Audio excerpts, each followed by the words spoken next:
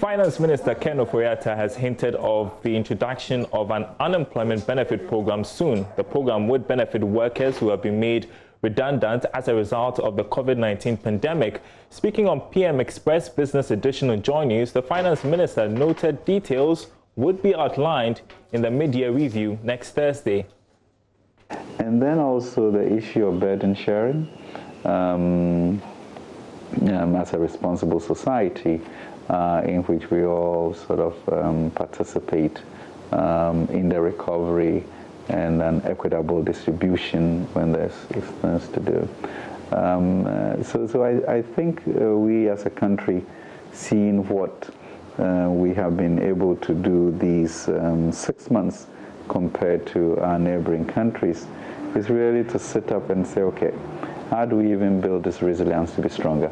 And I think we should do something about digitalizing the whole economy, such that access to data is much cheaper, that given obviously an online system for education is now much clearer to us, and that's the infrastructure we must build. Look at our healthcare system and the president bold move for Agenda 88 or 100 hospitals or so that we have to do to tackle some real intractable problems that we have. We don't have unemployment benefits in a system like that, so now it comes front and center as to what we do about that. Is it something that you consider honorable? Yeah, I think all of those things for a responsible society should have them. And maybe this is a time to make the bold move for things of that nature, so that, you know, everyone is taken care of, and an incidence of something like this, the issue of unemployment, etc., would have been catered for. So those become things that have to come into the mid-year to a certain degree, but more importantly, the revitalization program for the next 3 years that we've been charged to deliver. Now, $3 billion, that is how much Ghana loses annually owing to infrastructure gaps in the vegetable sector. To tackle this, the Ministry of Food and Agriculture has handed refrigerated vans to vegetable dealers under the Ghana Commercial Agriculture Project to boost production. Bismarck Awusa has more.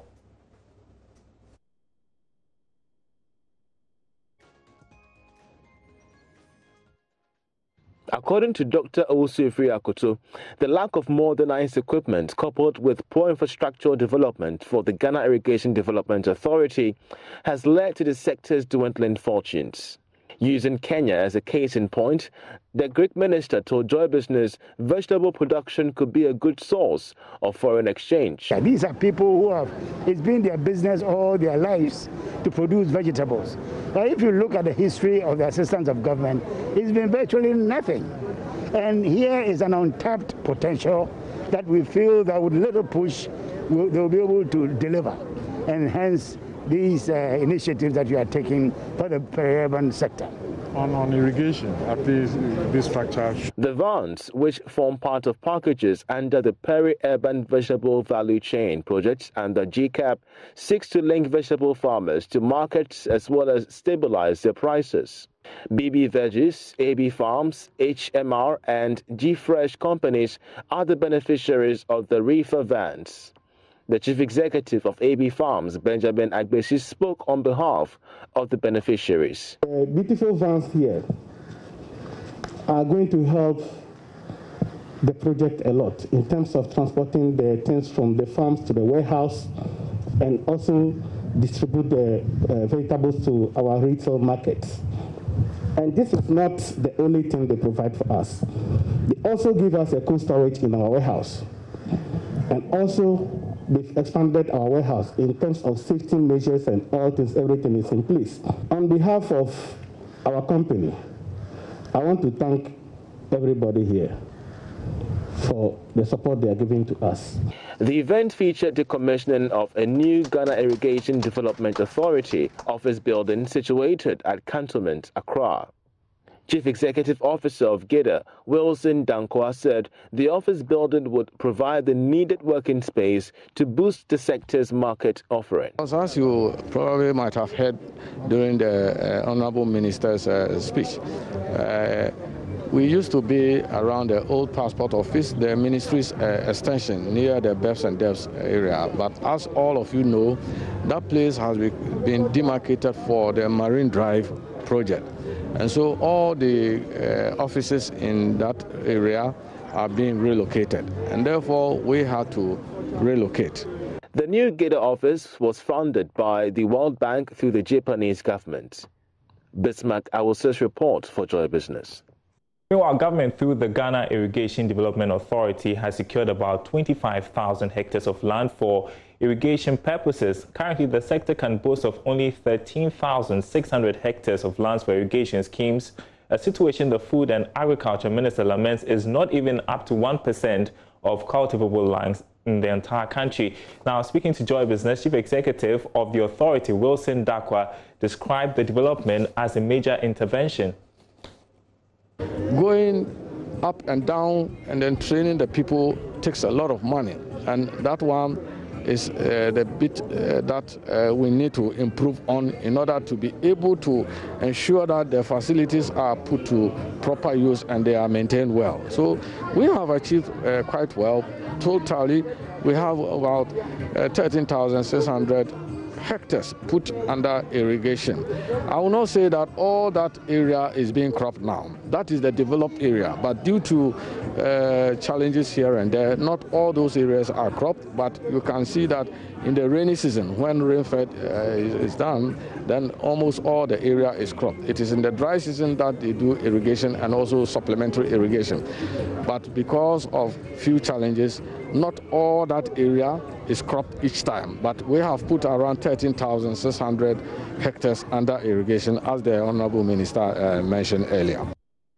Now, government has begun talks with the pharmaceutical industry and suppliers of the National Health Insurance Scheme to begin the process of clearing all its debts owed them through a bond issue. The Pharmacy Council has been pushing for this to help reduce the debt burden on their members as a result of the insurance scheme. As at 2018, the receivables was about 11.7 million. In 2019, it's 13.7 million. So, Mr. Chairman, the receivable has grown by 2 million. Yes, Mr. Chairman, as we grow the business and the model is on credit, and the national health insurance continue to be a problem in terms of funding, it means that we're going to have a receivable also growing. But we hope that as government is taking steps to address this challenge, PMAC, that is the Pharmaceutical Manufacturers Association of Ghana, has actually engaged government on how to address some of the funding challenges. And I think that a number of options have been looked into. And one of the main options that government is looking at now to plug the arrears that it owes to the facilities is to probably look at the option of using a bond to raise a bond, to fix the problem. So the association is pursuing that particular agenda. And this national health insurance problem is affecting almost every company in the pharmaceutical industry in Ghana. Thank you. I would also just like to emphasize that. Meanwhile, the board chairman of Infusion, Isaac Osei, has been commenting on this latest development. Negotiation is still going on. If you are given a bond, it means that you are giving government paper which enables you to either discount and collect cash now from a financial institution, or wait and then collect it at the end of the tenure of the bond. That's what it is all about. But we haven't actually seen the structure which the government is proposing. But whatever it is, when you have that paper, you can access cash, maybe at a discount. But the point is that we all know what the inflationary rate is now in the country.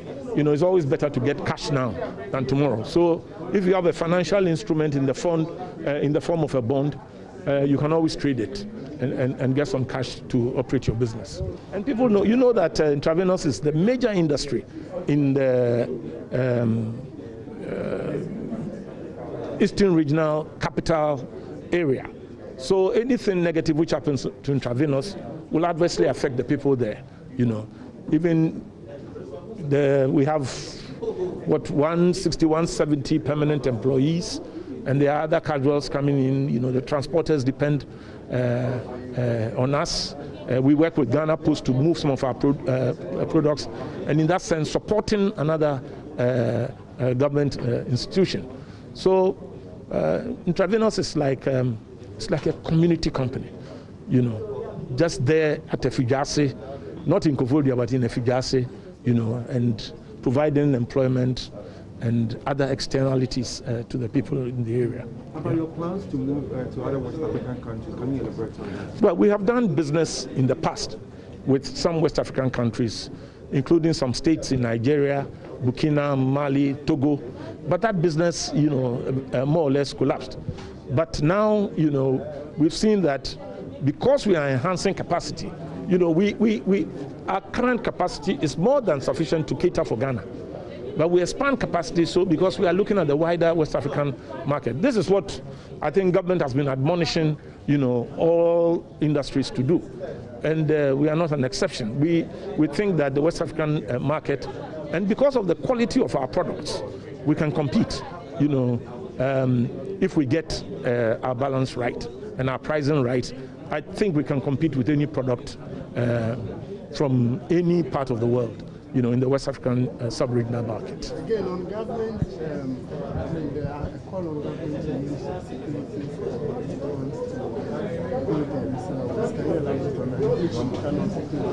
You're watching The Marketplace. Now, what matters to you most in deciding which bank to do business with? The lower rates or discounts you get, or good customer service? Well, we are getting some insights from consulting firm Indago Company Limited, which carried out a survey of customer experience in Ghana's banking sector. I've been joined by Gordon Grant Biako, who is the CEO. Great to have you on The Marketplace. So what was the scope of your survey and what did you find? Okay, let's try and fix that audio problem, I'm told, with Gordon. Whilst we fix that, we'd subsequently get to him to have that discussion. Interesting insight from the customer experience survey. Let's move on to other stories now. Handicraft and artifact dealers at the Bolgatanga Craft Village in the Upper East region are calling on government to give them serious consideration in the disbursement of the stimulus package meant to support local enterprises in the wake of the COVID-19 pandemic. According to them, the closure of borders has affected their businesses as foreign tourists, who are their major customers, are no longer able to come into the country. Correspondent Albert Sori has more from Bolgatanga. The Bolgatanga Craft Village is the business center for dealers in handicrafts and artifacts in the Upper East region. Locally made products such as baskets, leather bags, sandals, African fabrics, traditional beads, and musical instruments are always on display for tourists who are the major customers here. However, with the ban on foreign travels due to the coronavirus pandemic, the number of tourists coming to the craft village has drastically reduced, as there are no tourists coming from outside the country at all. In a recent interaction with the Deputy Chief Executive Officer of the Ghana Export Promotion Authority, GEPA, when he paid a visit to the craft village, the Bolgatanga Basket Producers and Exporters Association appealed for government to consider them in the disbursement of the stimulus package meant to support local businesses. Coleman Atubila is secretary of the association. The minimum I exported was 3 containers in a single year, 40-footer container, and that contains about 60,000 baskets, or various types of baskets put together. And so a minimum of 3 containers, sometimes 4 containers, or sometimes 3 containers. And then sometimes you have intermittent air shipments. So sometimes you can even export more than 4 containers. But you can imagine that the whole 6 months of the new year, there's no production. There's no one single shipment. That tells you how it has impacted negatively on our businesses. We have employed people to work. My company, for instance, have a payroll of about 14 people. All these 14 people will have to be paid for the period of time that I am not doing business. You think that is sustainable? It's not. So all these people, with time, if we are not able to sustain them, because we don't get any income, any inflow, we have to let them go to sit down. and that is also going to affect the incomes of their families and all that. The government initiated the stimulus package for businesses. Well, as an organization, we're told to tender our applications as a group, and so we did, expecting the government to respond to our needs. The Deputy CEO of GEPA, Albert Kasim Diura, assured the craft dealers that his outfit was making efforts to get government support for them. When the stimulus package was announced by the government, we were about the first to actually put our members together. We've put most of, if not all of our exporters together, and we've written one generic letter and we've taken it to MBSSI. They are actually in charge of the stimulus package. But we made them to understand that when they say the borders are closed and we are Ghana export, and then you've closed the borders, then definitely how are we going to export? And so I want to reassure you, and together we'll discuss it further, that we are liaising between you people and NBSSI to make sure that at the end of the day you will get your fair share of the stimulus package. He, however, admonished them to adopt innovative ways to make products that meet both local and international standards. This period, a lot of work have actually slowed down. And so we see this period as a point in time where we need to reflect. We need to go back and then we do research, come up with innovative ideas, come up with creativity. Let's use this period to find new ways of doing things. The CEO of GEPA also donated 4 Veronica buckets, 150 hand sanitizers and 150 pieces of face masks to the traders at the Bolgatanga Craft Village to help them observe COVID-19 safety protocols. For Joy News, Albert Sori reporting from Bolgatanga.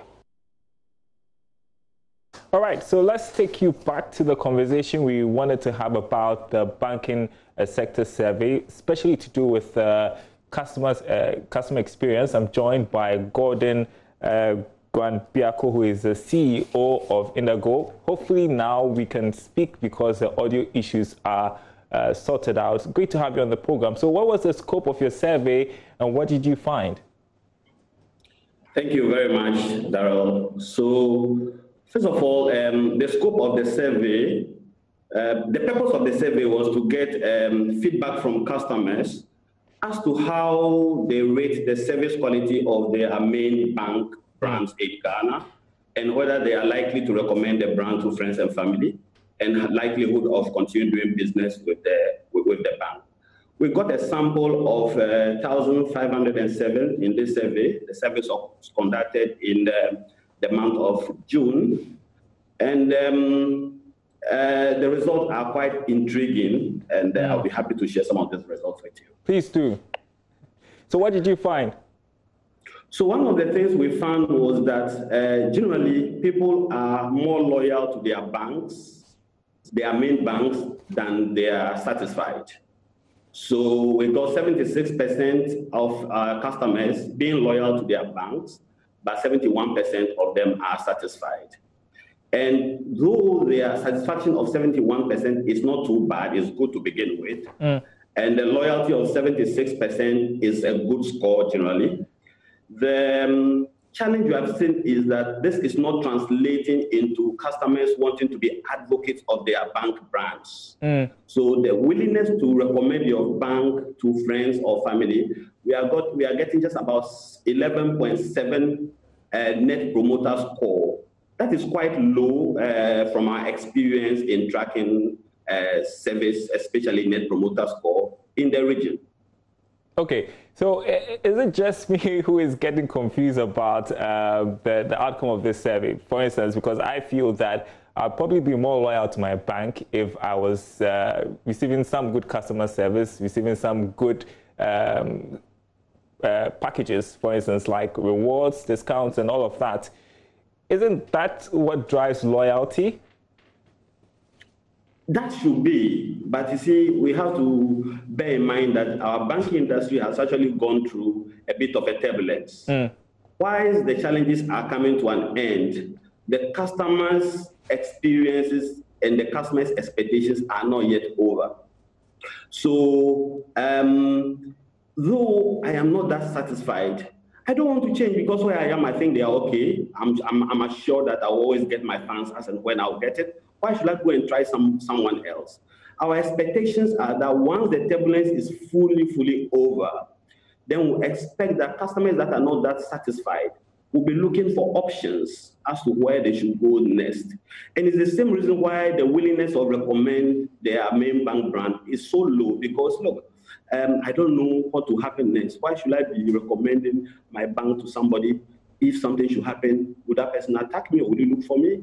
So I think there's some skepticism in the industry, which the players in the industry need to actually work on. We need to actually bring back the trust that bank brand have in our market. Okay, because I was going to ask you what bank managers should do about this, seeing that, well, people are not really keen on banking with you because they're excited about the service deliveries, probably because, well, I don't want to change banks, I don't want to go through the hassle, I'm getting my monies anyways.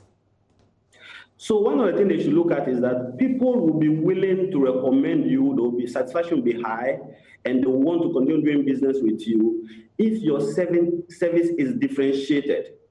So where your service delivery is not that much different from the competition, then there is nothing extraordinary and there's no reason why I should change. So who is there, who is ensuring that their service is differentiated will be the winner in the market. So I'm looking for banks that are now ready to, first of all, pick up the voice of the customer on a regular basis, open their activities to ensuring that employees are trained on service delivery, and there's some reward to employees that are delivering top service to the customers. When that happens and the service culture improves, our expectation is that those who took those bold steps, who invest in delivering great service, are likely to win in the marketplace. What does this say about competitiveness in the banking sector? Because if I should study this, if I'm a bank manager and I should study this, it should tell you that, well, I need to do something extra so that I can get people to ship from their banks, because it looks like, well, customers think the value is the same everywhere. Absolutely, Daryl. And the point is that the bank products are generally the same. It's either a savings account, a current account. Yes, they may differentiate on pricing a bit, but the pricing differentiation may not be that great to actually make your brand stand out. So one of the things that will make your brand stand out in differentiation is service delivery. So the challenge for our bank managers and heads of units is to ensure that they keep the brand standardized on great service. Okay. And once those services are experienced by the customer, they should be winning in the marketplace. They should be better differentiated than their competition. Thank you so much for sharing your perspective this afternoon on the marketplace. All right, quick take on the stimulus package for the tourism sector and in the marketplace. Up next, the election brief.